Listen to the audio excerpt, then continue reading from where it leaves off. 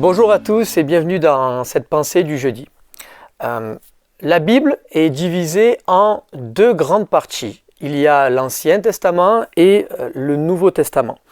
Et l'Ancien Testament, la Bible nous dit qu'il s'agit de l'ombre des choses à venir. C'est-à-dire que l'Ancien Testament est l'ombre du Nouveau Testament. L'Ancien Testament, on sait, c'est jusqu'à la venue de Jésus-Christ, et le Nouveau, c'est tout ce qui se passe à partir du moment où Christ est venu dans ce monde. La définition de l'ombre, il y a la définition qu'on connaît tous, c'est l'absence de lumière dans une zone, mais moi, ce qui m'a interpellé, en fait, c'est aussi cette définition, c'est un croquis, une impression, un aperçu. L'Ancien Testament est un aperçu de ce qui doit arriver. Par exemple, Moïse qui traverse la mer Rouge avec le peuple, c'est l'ombre du baptême de repentance qu'on retrouve dans le Nouveau Testament. Le peuple est passé au travers de la mer, a laissé son état d'esclavage en arrière. La mer a englouti les ennemis, les Égyptiens, et ils sont rentrés dans la terre promise. De la même manière, lorsqu'on prend le baptême, on s'engage avec le Seigneur Jésus et on abandonne notre ancienne vie pour une nouvelle vie. Pourquoi je vous parle de ça? Parce que je voulais vous parler d'un personnage qu'on connaît bien, il s'agit de David. Et David, c'est ce qu'on appelle une figure de Christ, c'est l'ombre de Jésus-Christ dans l'Ancien Testament. On peut dire ça. Et avant que le roi David, je voulais vous parler d'un moment particulier, avant que David devienne le grand roi que l'on connaît, David a eu des moments très difficiles. Et notamment, ce passage dont je vais vous parler ce matin, ce passage de la caverne d'Adullam. Ça fait un peu rire comme nom, caverne d'Adullam. Mais c'est un moment où, en fait, le roi David a été au milieu de terribles persécutions. Il a été poursuivi par le roi Saül, qui savait que Dieu lui avait retiré la royauté et allait la donner à David. Et il a tout fait pour pouvoir tuer David. Et David s'enfuit alors qu'il a vécu de grandes choses, alors qu'il a tué Goliath. Tout le peuple le recherche et veut le faire tuer. Et en fait, il y a ce passage où il se retrouve dans la caverne d'Adullam. Et je vous lis ce passage dans 1 Samuel 22, 1-2. David partit de là et se sauva dans la caverne d'Adullam. Ses frères et toute la maison de son père l'apprirent. Et ils descendirent vers lui. Tous ceux qui se trouvaient dans la détresse, qui avaient des dettes, ou qui étaient mécontents, se rassemblèrent auprès de lui, et il devint leur chef. Ainsi se joignirent à lui environ 400 hommes. Un peu plus loin, 1 Samuel 22, 23, il y a un personnage, Abiathar, dont on voit toute sa famille a été tuée, tous ses proches ont été tués par Saül. Et il vient, Abiathar, auprès de David, dans cette même grotte. Et David lui dit, maintenant reste avec moi et ne crains rien. Nous avons un ennemi commun, toi et moi, qui en veut à notre vie, mais auprès de moi tu seras en sécurité. Comme on l'a dit, David est l'ombre de Jésus-Christ. Et on voit que dans ces passages, on voit que des personnes qui étaient dans la détresse, qui avaient des dettes, qui étaient mécontents de tout ce qu'ils voyaient, de tout ce qui se passait, viennent auprès de David dans cette grotte. Et peut-être tu es dans cette situation où tu as des grosses difficultés dans ta vie, tu as des détresses, des angoisses, peut-être même des dettes, comme on peut le voir là, des problèmes de santé, tu as peut-être comme Abiathar perdu quelqu'un de proche. Tu vis de grands moments difficiles à l'heure actuelle. Et j'ai envie de te dire que Jésus est comme David, comme ces gens qui sont venus trouver finalement refuge et sécurité auprès de David. Jésus est pour nous un refuge. Il dira, venez à moi vous tous qui êtes fatigués et chargés, et je vous donnerai du repos. Comme David, Christ nous accueille et on peut se réfugier en lui, quel que soit l'état dans lequel on est, quel que soit l'état dans lequel tu es, Jésus t'accueille. Première chose dans cette caverne, c'est donc ces personnes qui viennent à David, et je t'invite ce matin, si tu as des angoisses, je te le redis, Jésus est notre refuge et notre sécurité. Et peu importe ce que tu vis, je t'encourage à venir auprès de lui encore ce matin.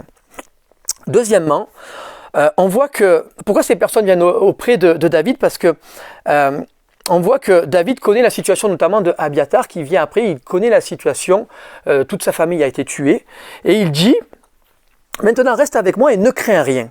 Nous avons un ennemi commun, toi et moi. Il connaît sa situation, il le connaît, qui en veut à notre vie, mais auprès de moi, tu seras en sécurité. J'ai envie de te dire que Jésus connaît exactement ce que tu vis. Et nous avons un ennemi commun avec le Seigneur, ça s'appelle le péché. Et le péché, c'est comme une maladie, un fléau qui s'attache à l'humanité. Et Dieu connaît tes combats, Jésus connaît tes combats. Tu sais, Jésus connaît exactement le fait d'être rejeté. Il a été lui-même rejeté comme David, il a été maltraité, il a été incompris comme David. Il a perdu même une personne chère, son père charnel en l'occurrence. Donc il connaît exactement ce que tu vis. Voilà pourquoi il peut dire, nous avons un ennemi commun, mais ce matin, Jésus te dit, nous allons combattre ensemble parce que je connais ton combat. J'ai entendu tes prières, je connais tes souffrances. Mais près de moi, c'est une promesse, tu seras en sécurité. Jésus dira aussi que ce ne sont pas ceux qui se portent bien qui ont besoin de médecins, mais ceux qui sont malades. Dans Marc 2,17, je ne suis pas venu appeler des justes, mais les pécheurs. Ça nous montre toute la compassion du Seigneur Jésus qui nous connaît et qui veut que l'on trouve un refuge, une sécurité en lui. Donc premièrement, le refuge est la sécurité que l'on retrouve auprès de Jésus, la même que ces 400 hommes, que cet homme qui avait perdu toute sa famille ont retrouvé auprès de David. Deuxièmement, te dire que Jésus connaît exactement les souffrances et les difficultés que tu traverses. Et troisièmement, vous savez, souvent, on entend, enfin moi j'ai entendu des personnes qui disent c'est bien pour toi si Dieu, si Jésus, pour toi c'est un moment dans la détresse, si quand tu vas pas bien, il te fait du bien, tant mieux. Mais j'ai envie de vous dire, Jésus-Christ c'est bien plus que ça. C'est bien plus qu'un refuge, qu'une sécurité. Vous savez, la caverne d'Adullam veut dire justice du peuple. Adullam veut dire justice du peuple. Et il est un refuge, mais il nous donne bien plus que ça. Regardez.